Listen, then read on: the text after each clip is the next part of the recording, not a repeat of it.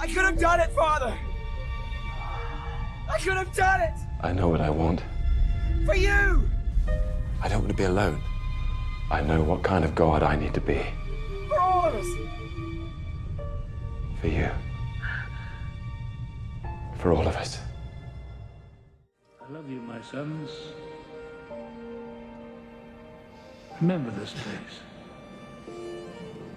Home.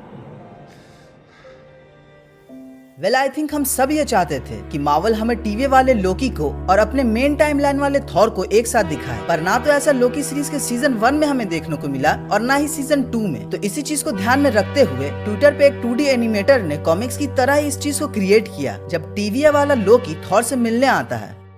तो story की शुरुआत में हम लोकी को ठीक उसी जगह पर देखते हैं जहां ओडिन को लास्ट टाइम हमने देखा था, जो कि टेम्पैट की मदद से थॉर से मिलने आया होता है। लोकी के आने पर थॉर उसे बड़े गौर से देखता है, जिसपे लोकी थोड़ा हिचकिचाते और घबराते हुए कहता है, मैं तुम्हें सब कुछ सच सच बताता हूँ। पर ये थॉर अब वो थॉर नहीं था जिसे लोकी एक टाइम पे जाना करता था। ये थॉर डिप्रेशन और शराब में डूबा हुआ और मेंटली हारा हुआ इंसान था, क्योंकि इस थॉर ने अपनी हर एक चीज खो दी थी जो कि इसे अपनी जान से भी ज्यादा प्यारी थी। लोकी के कहने पर थॉर सोचने लगता है कि वेल सही थी, शायद अब मुझे पीना छोड़ देना चाहिए, और अपनी बियर की कैन को लोकी की तरफ फेंक देता है, ये समझ के कि शायद ये मेरा वहम है, जो कि सीधे लोकी के सर पे जाके लगती है। जिसके बाद थॉर समझ जाता है कि ये कोई मेरा वहम नहीं बल्कि लोकी है। लोकी उसे बताता है कि यहाँ कोई और नहीं बल्कि मैं हूँ। थॉर के पूछने पर लोकी कहता है कि ये काफी लंबी कहानी है, पर शॉर्ट में मैं तुम्हें बताऊं। इससे पहले कि लोकी अपने बातों को पूरा करता, थॉर गुस्से में आके उससे कॉलर को पकड़ लेता है और कहने लगता है कि आखिर कितनी बार मुझे तुम्हें मरते हुए देखना पड़ेगा सिर्फ इसलिए कि तुम वापस आ जाओ कि जैसे कुछ हुआ ही ना हो। मुझे लगा कि मैंने वो हर एक चीज खो दी जो कि मुझे अपनी जान से भी ज्यादा प्यारी थी। पहले माँ, फिर पिताजी, फिर एसगार्ड और यहाँ तक कि मैंने तुम्हें भी खो दिया। पर यहाँ हम देखते हैं कि थॉर का गुस्सा अब दर्द में बदल रहा होता है। वो लोकी से कहता है, क्या तुम्हें मजा आता है हर बार मुझे अपनी मौत पे तड़पते हुए देखना? और इस बार तुम कौन सी नई कहानी लेके आए हो? जिसपे लोकी धीरे से थॉर को कहता है, मुझे माफ करना भाई। मुझे पता है कि ये सुनने में काफी अजीब लगेगा, पर जो कुछ भी हुआ वो झूठ नहीं था, और सच बताऊं तो मुझे यहाँ होना भी नहीं चाहिए था, क्योंकि मुझे कोई अंदाजा नहीं है कि मेरे यहाँ होने के क्या नतीजे होंगे। ये बात सुनकर थॉर काफी इमोशनल हो जाता है, जिसपे लोकी थॉर से कहता है कि मुझ पे भरोसा करो। जैसे ही मुझे वापस आने का एक मौका मिला, बिना एक पल गवाए मैं सीधे यहाँ चला आया। इन सब बातों को सुनने के बाद थॉर लास्टली लोकी से कहता है, तुम खुशनसीब हो, क्योंकि आज तुम्हें पहाड़ी की चोटी से फेंकने से भी कहीं ज्यादा मुझे तुम्हें गले लगाने का मन है। जिसपे लोकी कहता है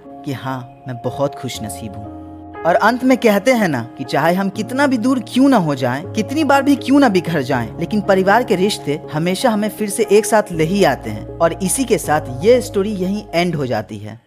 वेल, ये स्टोरी तुम्हें कैसी लगी कमेंट्स में जरूर बताना। वीडियो अगर तुम्हें थोड़ी सी भी पसंद आई होगी तो लाइक जरूर करना, और चैनल पे अगर नए हो तो मेरी शॉर्ट्स वीडियो को जाकर देखो, और वो तुम्हें पसंद आए फिर सब्सक्राइब करना। वेल, मैं इस चैनल पे कुछ नया ट्राई करने की कोशिश कर रहा था, क्योंकि शॉर्ट्स बना बनाकर अब तो मैं थक चुका हूँ। तो फिर मैं मिलता हूँ तुमसे अपनी अगली वीडियो में, तब तक के लिए thank you. I know what I want. I know what kind of God I need to be.